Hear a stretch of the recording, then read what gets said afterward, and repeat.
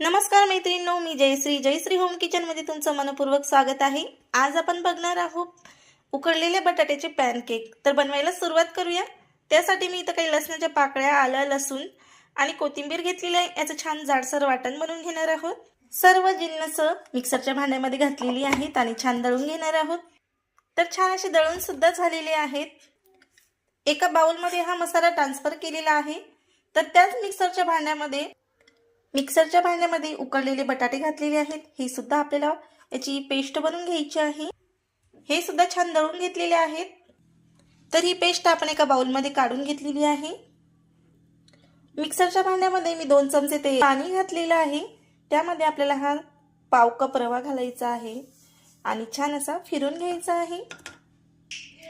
तर हलकासा फिरून घेतलेला आहे। तर इथे बघू शकता तुम्ही।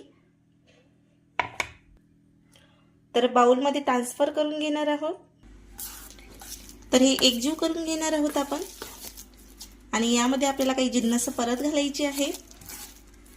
तर यामध्ये जाणार आहे 1 वाटी बेसन, त्याचबरोबर बारीक चॉप केलेला कांदा, काळी मिरी पावडर, चवीनुसार मीठ, हळदी पावडर आणि छान असं मिक्स करून घ्यायचं आहे। तर एकजीव करून घेणार आहोत आपण। छान असं बॅटर बनवून घेणार आहोत। यामध्ये मी थोडं पाणी घालून याचं बॅटर बनवून घेतलेलं आहे। तर छानपैकी असं मिक्स करून घेणार आहोत। अर्धी वाटी पाणी घातलेलं आहे मी यामध्ये। तर थोडं पाणी घालून अशा पद्धतीचं मी बॅटर बनवून घेतलेलं आहे। इथं बघू शकता तुम्ही। आणि एकूण मला 1.5 वाटी पाणी लागलेलं आहे। तर आपण आता पॅनकेक बनवायला सुरुवात करूया। इथे घेतलेला आहे मी नॉनस्टिकचा तवा आणि त्यावर थोडंसं तेल लावलेलं आहे। तर हे बॅटर घालायचं आहे त्यावर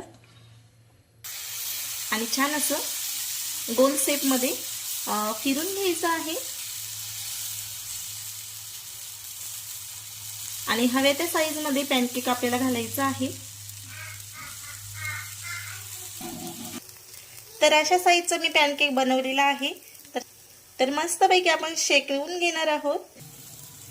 तर मस्तपैकी एक साइड आपला शेकून झालेला आहे पॅनकेक। तर आपण आता दुसरा साइड सुद्धा छान असा भाजलेला आहे।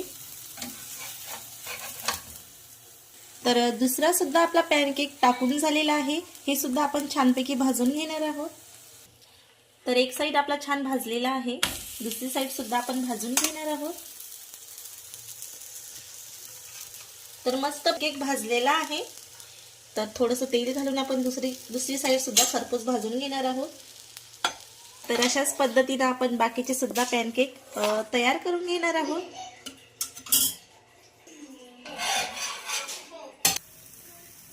तर दुसरा सुद्धा आपला पॅनकेक तयार झालेला आहे। अशा पद्धतीने आपले सर्वच पॅनकेक बनवून झालेले आहेत। इथे बघू शकता तुम्ही।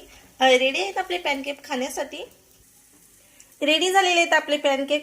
तर कशी वाटली तुम्हाला रेसिपी नक्की कमेंट करून सांगा। आवडल्यास लाईक शेअर सबस्क्राइब नक्की करा आणि असेच माझे छान छान व्हिडिओ बघत राहा।